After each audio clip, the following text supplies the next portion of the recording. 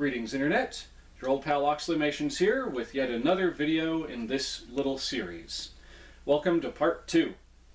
So for this video, as evidenced by what's sitting over here beside me, we're going to be continuing to take a look at my ventriloquist puppet collection, because between when I made the first series of these 2 years ago and now, I've basically doubled the collection. So without further delay, let's get right into it.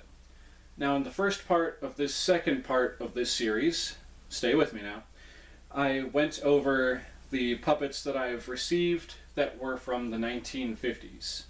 And then we started moving into the puppets from the 1960s. And so we're going to keep right on rolling with the 60s puppets with, sorry Danny, I just slapped him right in the head. Anyway, so we have from 1967, the Giro Novelty Company headstick model of Danny O'Day. Now this one is the hardest, to my knowledge, of the Giro puppets, I'll put it that way. The hardest Danny O'Day to find from the Giro Novelty Company. So he's kind of set up like a Jerry Mahoney. He's actually got the cardboard chest. And the cloth body, of course, with the soft vinyl hands and the vinyl head. Well, actually, that's one thing that's different between the Jerry Mahonies and Danny O'Day here, is his head is actually made of vinyl instead of that shatterproof plastic that the Jerry Mahonies were made from. But one thing that's the same is that he comes with a head stick. But again, one thing that sets him apart is a very honestly odd decision that Giro decided to do with the Danny O'Day, the headstick model that is. With the Jerry Mahonies, here, hold on just a sec, I'll go grab an example of one, because they're right here behind the camera. From the beginning, when Giro was making the headstick Jerry Mahonies, starting in the 1950s, the string for the mouth mechanism has always come out right here at the base of the neck, so that you couldn't just, grab onto the string and go meow, meow, meow, meow, meow.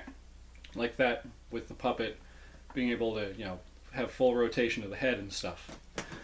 What Giro decided to do with Danny O'Day, for some goofy reason, they decided to put that string coming out the back of the neck.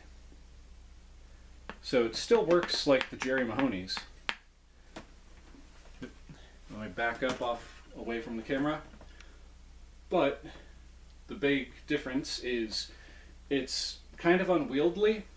Like, for example, I'm going to put his head back in his body. One thing that you'll notice right away, if I can get the right angle on it, right here, the string gets caught in the neck hole inside the body. So let's say you're a little kid who just got this for Christmas, 1967, you're really excited to show him off, and you start, playing with him, you pull the string the first time, and you start moving the head around like he's talking, and his mouth is just stuck open. So what you have to do, if you're using one of these puppets, is you have to pop the head up out of the neck hole a bit, so he's got kind of a long giraffe neck going on, so you can properly use the string on the back of the neck to make him talk like this. Otherwise, he'll just kind of stay there like this, and it's very awkward. Wouldn't you say, Danny? Yeah, I would. Now I can't lose my mouth. I've spoken about this figure more in detail when I actually went over how to repair him. So if you want to see more about that, I'll post a link. Should be like right here above my head or like right here on my face, depending on how YouTube decides to format it. But yeah, feel free to go check out my repair on this 1967 Danny O'Day to learn a little bit more about him. And without further ado, we'll move on to the next one. Please do. Alright. Continuing on with the 1960s puppets, because I've got a few more, we have another model of Danny O'Day. And this one I believe this one is one of the more common of the 1960s Danies that you can find. And he is also, excuse me, Mr. O'Day, one of the smallest, or as a matter of fact, the smallest of the 60s Danies. Now this guy, I wound up receiving him last year or the year before. Excuse me, my head is out of frame again.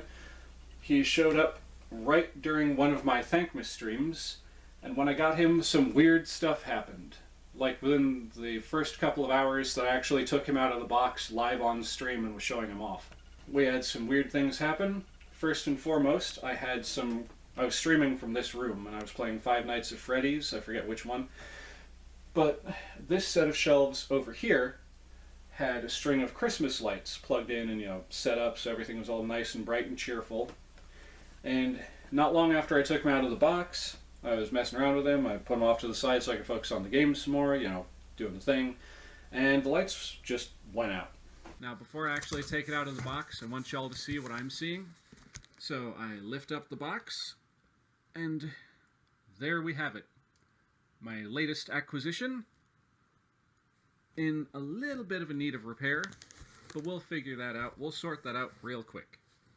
I'm probably not going to do it on stream because, y'all are here to watch me play Five Nights at Freddy's, not fix a puppet.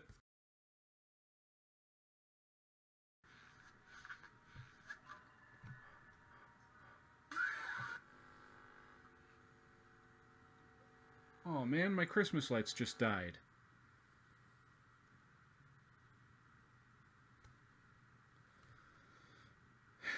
Boo, there goes half of the atmosphere in the room.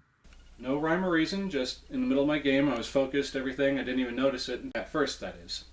But just, they were out. And then I was like, whatever. Kept on gaming, kept on working my way through, and then, I don't know what happened, but my computer decided to just disconnect from the Wi-Fi, and I had to reboot the entire laptop to get the thing to get, to actually sign back onto the Wi-Fi again. Balloon Boy's not there. So, yeah, this little Danny here was doing some funky things. I don't know if it was actually him or if it was just coincidence that happened, but it was definitely something. It sure was. Anyway, for this Danny O'Day, like I said, I believe he's one of the more common ones, and again, he's one of the smallest. Watch out with the size cracks, Lud. Don't you mean Bub? You're the one doing the ventriloquism, not me.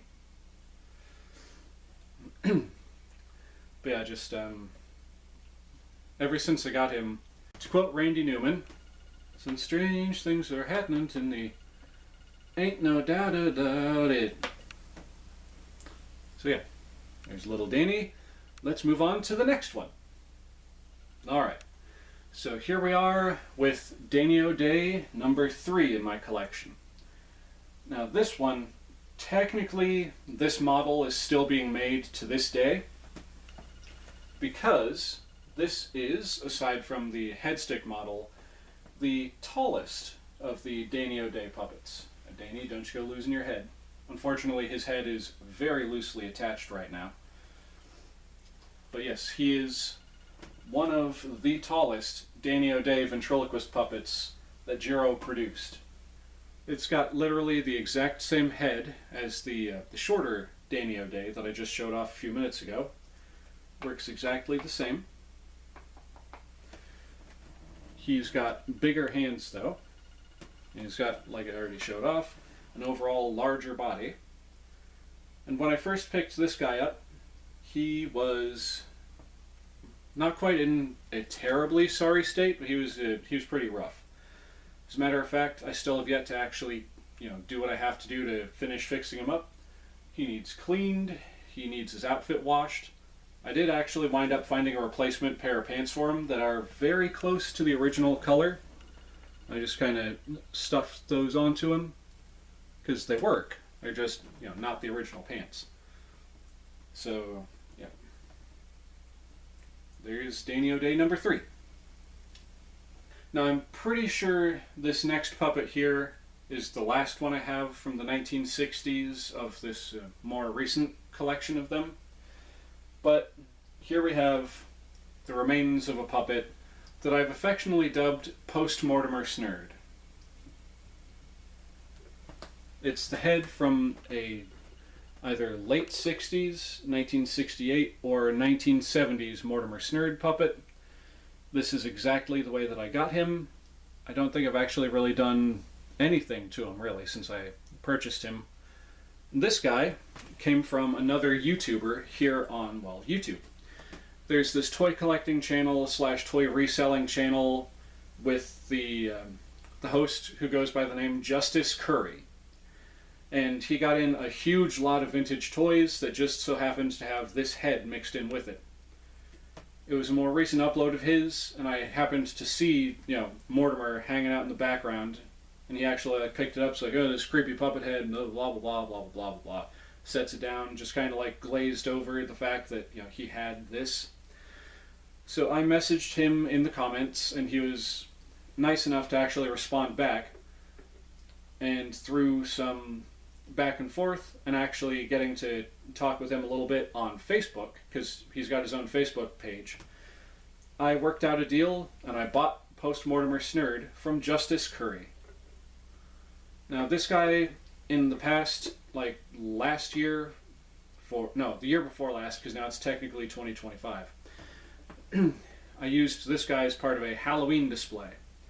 I had one of my Jerry Mahoney's acting like a psychotic puppet, and I took this guy and the remains of another couple of puppets that I'll be talking about and had it like he had murdered those other puppets. The head just laying there on its side, clothes and doll parts laying everywhere. It was kind of great. But yeah, Mortimer is going to need a bit of work. I don't know if I've shown this off in previous videos or not, but he has a crack that runs from the side of his lip all the way down to right here on the side of his neck. He's got another crack forming starting from right here under his eye that's made it all the way down past his nostril, and it's starting to get to the lip. He's filthy as anything. Plus, I don't know why, but he has a bunch of little blue paint dots all over his head.